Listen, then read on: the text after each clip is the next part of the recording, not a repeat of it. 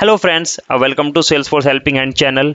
So one of the questions asked by the interviewer to me, so that is something scenario based and quite logical. So they asked me basically if I want to process 1000 of record, then how many times trigger will get execute, right? So you need to keep in mind because trigger is something which always execute 200 of records, right?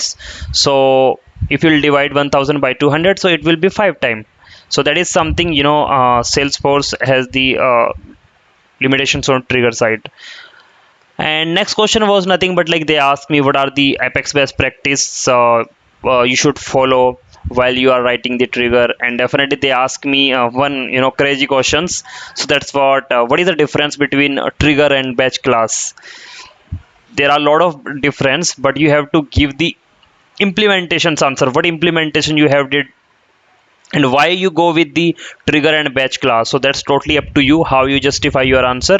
But make sure, I mean, your answer should be related to your project, so that will be really impressed with the the interviewer who was taking your interview.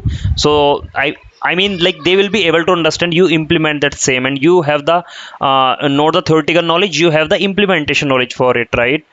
So now comes to the asynchronous apex. So there are a lot of questions, as you know. In asynchronous apex we have a couple of ways. They ask you like what are the asynchronous mechanisms you can use in Salesforce and why it is required, right? So you then starting answer the question. So let's say you have a batch class, why use the batch class, and the important questions what can come out. They can ask you to write the syntax that I have did in one of the HCL interview. So interviewer asked me to write the complete syntax for the batch apex class. Then he asked me to also implement, and what kind of interface I'm using here. And they also asked me like how you can track the job there, how you can track the records, right? And they also ask me to schedule the batch class.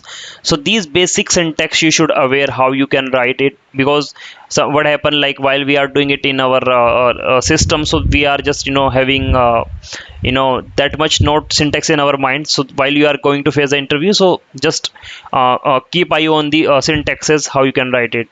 I mean, it's totally up to interviewer. Sometimes they are interested to write the syntax, and sometimes not. But yeah, it's totally up to the interviewer. They can ask you explain the all methods from the asynchronous batch class. And one important questions can come out from there. As you know, we have a two kind of mechanism where we can retrieve the data from database. So that is database dot query locator and iterable, right? So they will ask you what is the difference between these two mechanism you can use there. And they also ask me one important questions. Can you call the another batch class from the finish method? Okay, then you can, okay, I call. Can you call the multiple class from the finish method? That question basically ask me one of the interviewer. And one more questions they ask me, that is something apart from the interface method. Can you also have your separate method there inside the batch class? So that's what they also ask me one interview questions. And they also ask me like what is the default size of batch, and what is the maximum and minimum size it, right? And how you can do the call out from the batch class. Is there any kind of additional things required, right? So that's what they ask me about the same. Okay, let's stay tuned. I'll going to record one more video for it.